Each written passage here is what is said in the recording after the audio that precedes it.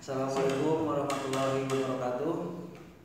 Perkenalkan, saya perwakilan dari kelompok 9.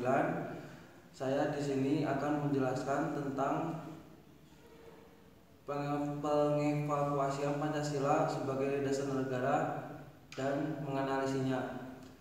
Di sini saya bersama 3 kelompok teman-teman saya. Yang pertama adalah Rizky Mei Fajar Nabil dengan NIM 22214104, dan sebelahnya Mas Rizky adalah Mas Ahmad Saputra dengan NIM 222141026, dan dengan saya sendiri yaitu Rafi Ica Asidiki dengan NIM belakang 032.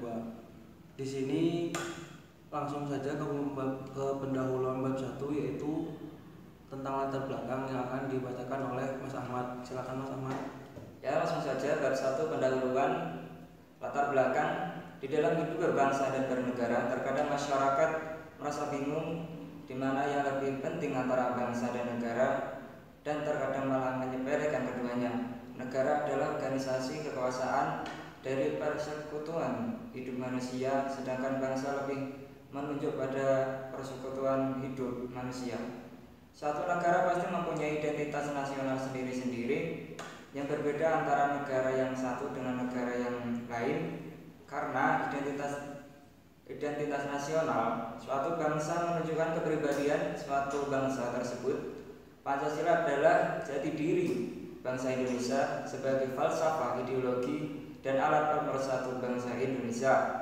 Pancasila merupakan pandangan hidup, dasar negara, dan persatuan bangsa Indonesia yang majemuk. Begitu besar pengaruh Pancasila terhadap bangsa dan negara Indonesia. Kondisi ini dapat terjadi karena perjalanan sejarah dan kompleksitas dan istiadat, kebiasaan budaya, serta warna kulit jauh berbeda satu sama lain, tetapi mutlak harus dipersatukan. Begitu banyak permasalahan yang sedang bangsa kita hadapi, mulai dari yang sepele sampai yang personal, yang vital. Sebenarnya semua personal bisa diselesaikan apabila rakyat Indonesia sudah menjiwai Pancasila. Tetapi negara hanya meninggikan keilmuan, ilmu pengetahuan. Selanjutnya bagian bab 2, yaitu pembahasan, akan dilanjutkan oleh saya sendiri. Yang kedua ialah insiden urgensi Pancasila sebagai dasar negara. Esensi Pancasila sebagai dasar negara. Esensi yang berasal dari kata essence yang menurut kamus Longman berarti the most basic important quality of something. Sedangkan dalam kamus besar bahasa Indonesia yaitu KBBI sendiri, esensi adalah kata benda yang artinya hakikat, inti, hal yang pokok. Contoh penggunaan adalah esensi pertikaian antara kedua tokoh itu ialah pertentangan ideologi. Jadi segala sesuatu yang merupakan hakikat, dasar, inti, sari, hal yang pokok, penting, ekstrak, dan konsentrat dari segala sesuatu disebut esensi, tergantung dalam konteks dan dalam pembahasan apa esensi itu tersebut. Dalam sila-sila Pancasila terdapat patologi budaya Pancasila yang bisa menghancurkan nilai-nilai yang terkandung pada setiap pada Pancasila tersebut. Fenomena yang terjadi pada masa Indonesia saat ini seperti korupsi, kerusuhan, banyak pembunuhan di mana-mana, itu dikarenakan tidak adanya penggunaan Pancasila dalam kehidupan sehari-hari. Dengan berkembangnya dan segala masukan berbagai macam dari luar negeri ke dalam negara, Pancasila sebagai dasar negara itu makin kesini makin tergantikan, dijajah oleh pemikiran-pemikiran barat dan budaya-budaya barat. Padahal sila-sila di Pancasila tersebut itu mencontohkan atau memberi kita panutan untuk berkehidupan secara makmur, rukun, dan adil. Contoh pada sila pertama yaitu ketuhanan yang Maha Esa. Artinya kita itu tuh menghargai seluruh agama dan toleransi kepada umat beragama. Sila kedua yaitu kemanusiaan yang adil dan beradab.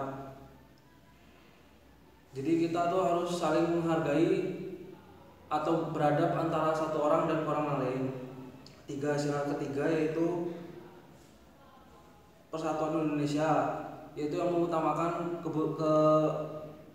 kepentingan bersama untuk negara kita tercinta. Sila keempat, kerakyatan yang dipimpin oleh hikmat kebijaksanaan dalam permusyawaratan perwakilan. Jadi di setiap masalah itu mesti ada pecahkannya itu dengan cara bermusyawarah. Sila kelima yaitu keadilan sosial bagi seluruh rakyat Indonesia. Jadi kita sebagai warga Indonesia itu harus merasa adil dan merasa adil dalam kehidupan bersosial, karena kalau kita tidak merasa adil berarti pemimpin kita yang zalim pada kita. Urgensi Pancasila sebagai dasar negara. Ir Soekarno menggambarkan urgensi Pancasila secara ringkas tetapi meyakinkan Pancasila adalah Weltan Sougung, satu dasar falsafah dan juga satu alat pemersatu bangsa, yang juga pada hakikatnya satu alat mempersatukan dalam perjuangan menyiapkan segala macam penjajahan utama imperialisme. Kedua, hubungan Pancasila dengan proklamasi kemerdekaan RI. Pancasila merupakan jiwa bangsa Indonesia sebagai asas kerohanian dan dasar filsafat negara, merupakan unsur penentu daripada adanya berlaku tertib hukum bangsa Indonesia dan pokok kaidah negara yang fundamental. Yang ketiga, hubungan Pancasila dan pembukaan Undang-Undang Dasar 45. Suasana kebatinan Undang-Undang 45 bersumber pada dasar filsafat negara, yaitu Pancasila itu sendiri. Pengertian ini yang menunjukkan kedudukan dan fungsi Pancasila sebagai dasar negara Republik Indonesia. Yang keempat, penjabaran Pancasila dalam pasal-pasal Undang-Undang NKRI 45. 1. Ketuhanan yang Maha Esa. Pasal 28 ayat 28E ayat 1, setiap orang bebas memeluk agama. Kedua, kemanusiaan yang adil dan beradab. Pasal 271, segala warga negara bersama kedudukannya di dalam hukum. Ketiga, Persatuan Indonesia. Pasal 1, kedaulatan beradab di tangan rakyat dan dilaksanakan menurut undang-undang. Keempat, kerakyatan yang dipimpin oleh hikmat kebijaksanaan dalam permusyawaratan perwakilan. Pasal 37 ayat 3, untuk mengubah pasal undang-undang sidang MPR dihadiri oleh sekurang-kurangnya 2 atau 3 dari jumlah anggota MPR. 5. Keadilan sosial bagi seluruh rakyat Indonesia. Pasal 34 ayat 1, fakir miskin dan anak terlantar dipelihara oleh negara, sosial bagi seluruh rakyatnya. Mungkin cukup sekian, selanjutnya akan dilanjutkan oleh Mas Rizky. Kemudian yang kelima ada implementasi Pancasila dalam perumusan kebijakan. Implementasi Pancasila dalam perumusan kebijakan terdapat pada berbagai bidang kehidupan negara, antara lain yang pertama bidang politik. Pada kehidupan politik dalam negeri harus bertujuan untuk merealisasikan tujuan demi harkat martabat manusia, karena hal itu didasarkan pada kenyataan bahwa manusia memiliki peran yang sangat penting dalam negara. Dalam sistemnya juga harus berdasarkan pada tuntutan hak dasar kemanusiaan yang biasa disebut dengan hak asasi manusia atau HAM. Kemudian yang kedua ada bidang ekonomi. Dulu sistem ekonomi dunia menggunakan dua sistem ekonomi dunia ekstrim, yaitu sistem ekonomi kapitalis dan juga sistem ekonomi sosialis. Tetapi bangsa Indonesia merasa tidak cocok menggunakan dua sistem ekonomi tersebut. Maka bangsa Indonesia mencari sistem ekonomi yang menurut para pendiri cocok untuk diterapkan di Indonesia. Sistem ini biasa kita sebut dengan sistem ekonomi rakyat. Pengambilan keputusan dapat dijabarkan sebagaimana pendapat Grant tahun 1988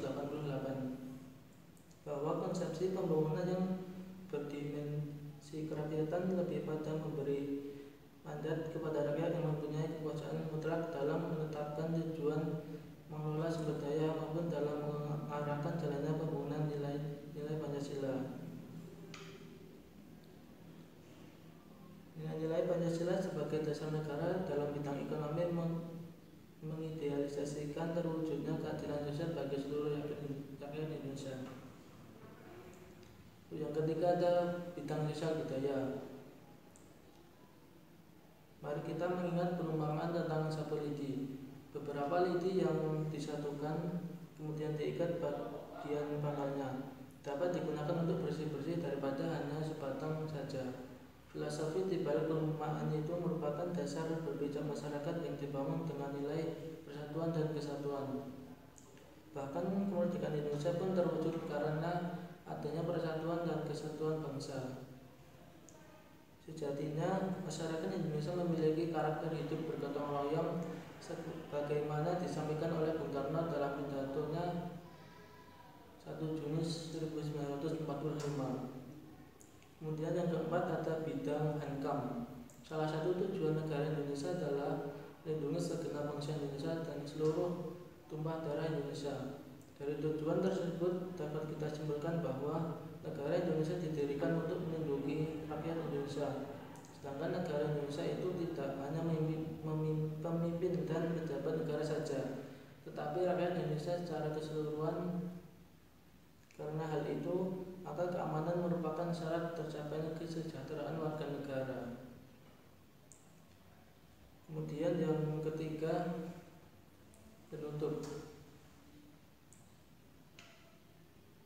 Kesimpulan, esensi Pancasila sebagai dasar negara merupakan segala sesuatu yang merupakan hakikat, dasar, intisari, hal yang pokok, penting, ekstrak, dan konsentrat dari segala sesuatu disebut esensi tergantung dalam konteks dan penggunaannya. Insinyur Soekarno menggambarkan urgensi Pancasila secara ringkas tetapi meyakinkan. Pancasila adalah Weltanschauung, satu dasar falsafah dan juga satu alat pemersatu bangsa, yang juga pada hakikatnya satu alat mempersatukan dalam perjuangan melenyapkan segala macam penjajah terutama imperialisme. Pancasila merupakan jiwa bangsa Indonesia sebagai asas kerohanian dan dasar filsafat negara, merupakan unsur penentu daripada ada dan berlakunya tertib hukum bangsa Indonesia dan pokok kaidah negara yang fundamental. Sedangkan proklamasi merupakan titik kulminasi perjuangan bangsa Indonesia yang bertekad hidup merdeka yang disemangati oleh jiwa Pancasila. Perjuangan bangsa Indonesia ini kemudian dijiwai, disemangati, didasari oleh nilai-nilai yang terkandung dalam Pancasila. Implementasi Pancasila dalam perumusan kebijakan terdapat pada berbagai bidang kehidupan negara, yaitu bidang ekonomi, bidang politik, bidang budaya, dan Hankam.